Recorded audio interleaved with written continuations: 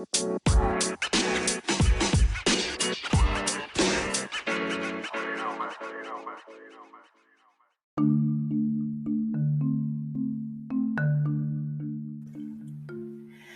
everybody. It's Bianca Williams, therapist, coach, wife, and mom, and I am here to offer a new self growth tip.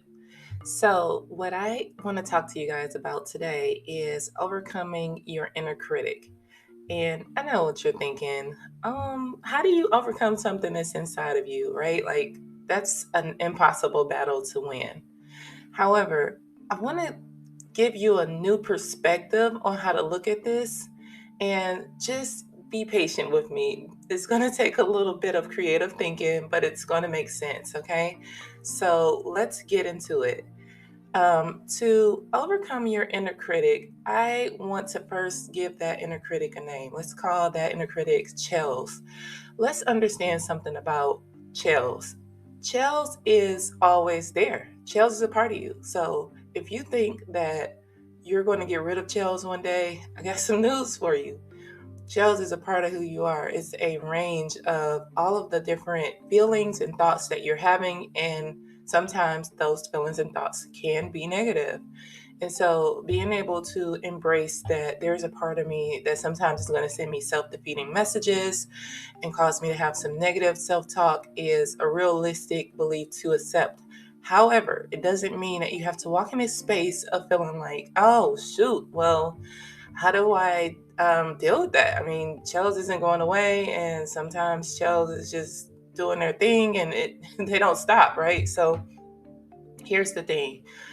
One thing about Chels is that at times they can feel louder, right? Like when you're going through stuff, it can feel like Chels and their negative self-talk is just the highlight of my life right now, and I just don't know what to do. And so, like, for example, if you are struggling with a relationship and Chels is just, kind of reinforcing the message that, yeah, nobody's there for you, and what's the point of even trying, and all of these just different negative things. Guess what? I mean, those are subconscious things that realistically come up.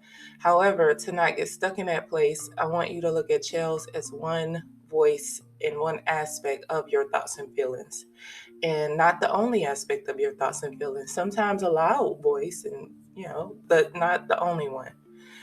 I want you to embrace that there are other aspects of your thinking that exist. We have, I don't know if you guys seen this movie, right? So, like, when I was a little younger, I think I was still an adult, but when I was a little younger, there was this movie called Inside Out that came out, and I think it was a Pixar movie, and essentially it was about this little girl having recently moved and having trouble with that move. Like, she was in this transition, and all of her emotions were just kind of upside down, and her emotions had these different pronounced personalities. So you had anger, you had happy, you had sad, you had, and so um, yeah, it just bounced around how sometimes her emotions had to be put in, they had to be managed essentially inside of her head. So happy generally was like the manager of her emotions. But when she got in this move, she had a very hard time, and some of the other emotions kind of took over. And so I want you to think of your emotional range in that same way. So when you have those self-defeated messages, that's not the only one, right? Like, that might be the one in that moment, but that's not the only one. You also have joy, right? You also have love. You also have gratitude. I'm going to speak to those three today because when you have a self-defeating messenger like Chels taking over, it's going to be important to know that you have joy, love, and gratitude, because those are things that help balance out the messages that Chels is sending you. Chels isn't going to stop sending you messages, but Chels doesn't have to be as loud or as pronounced when she's present or he's present, right? When they are present. So, how do you balance that out? Well, you have to be intentional about doing some work behind the scenes. So, one thing I say about when people are struggling with an inner critic and they feel like, okay, well, the answer to that is to go shopping or to, go spend some money on something I really like, go have fun, go get my hair and nails done, whatever, right? Buy some new shoes. All of those things are great and I'm here for it. However, those are just treating symptoms to an underlying problem. So if you find yourself constantly in this cycle of feeling like I got to do a mood booster and, this is just who I am, I always have to do a mood booster and that requires me to do some external processing, then I want you to understand that long term, that's not sustainable and actually getting you to reach the goal of finding that balance. That's something that helps you feel better for sure. But to find that balance and to really nurture joy, love, and gratitude, I want you to pay more attention to some of the things you're doing to feed and strengthen joy, love, and gratitude. And so, um, some of the things that I speak to or suggest at times is being able to look at positive messaging, so affirmations, positive self talk, right? Set a goal for yourself. Set a goal for yourself that is generally achievable, whether it's a daily goal, maybe I'm going to take a 20-minute walk today, or it's a weekly goal.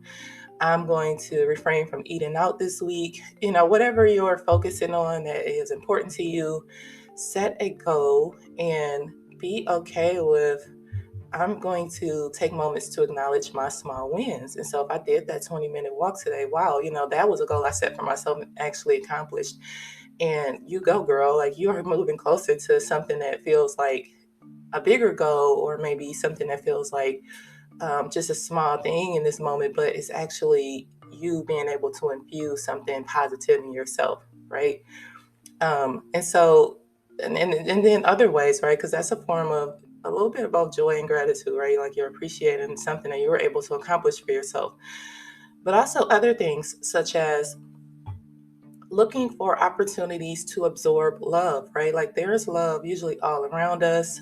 People are doing nice things randomly in the world all the time, saying nice things to you, just acts of kindness. Absorb that love, pay attention to it, be intentional about connecting to those places emotionally, because that is how you're fueling your inner love, right? And so, again, when you're being active about what am I doing to bring myself these positive things, that creates a balance for when Chels shows up with that negative stuff and you're like, oh gosh, here goes Chels again. Again, Chels isn't going away. Chels doesn't stop, but Chels doesn't always have to be as loud. Every day is not going to be a Chels day. Every moment is not going to be a Chels moment. But are you paying attention to joy, gratitude, and love? Because they're there too. Are you doing things to strengthen gratitude, joy, and love because they need that same nurturing and attention and, all of those things that bring them to the forefront? You can choose to not pay attention to those things and only listen to Chels. But I promise you, if you start paying more attention to some of those other inner voices and thoughts and feelings, they're going to get stronger. And you're going to be more intentional about letting their voices be a little louder, right? So, um, also, this is another little simple tip, just paying attention to what you are absorbing in your day to day, whether that is what you're reading, things you participate in, social settings, social media, conversations you're having. If you want to attract more of the things that fuel joy, love, and gratitude, then you want to participate in those things. You don't want only things that's strengthening Chels, because again, Chels is always there. So we don't need to actually do anything to strengthen Chels. They're not going away. We want to strengthen joy, love, and gratitude because sometimes we may not be paying attention to them. I hope that was helpful. This is Bianca Williams, therapist, coach, wife, and mom, offering more self-growth tips. And continue to support me, continue to be present, active, suggest any content that you would like me to cover from my perspective, and leave me feedback. I am always here for you guys. So continue to support me. Check out my website and definitely subscribe to my page, because ironically, talking about this today has me extremely excited because there are some things that's coming up that I'm working on. I can't wait to share it. Obviously, I'm not going to get into it today because it's still in the creative process, but some of this internal work that I'm talking about is going to show up in a way that is, I just can't wait. So just subscribe so you can be in the know. Stay tuned, and I will be talking about that in the near future. Have a good one. Bye.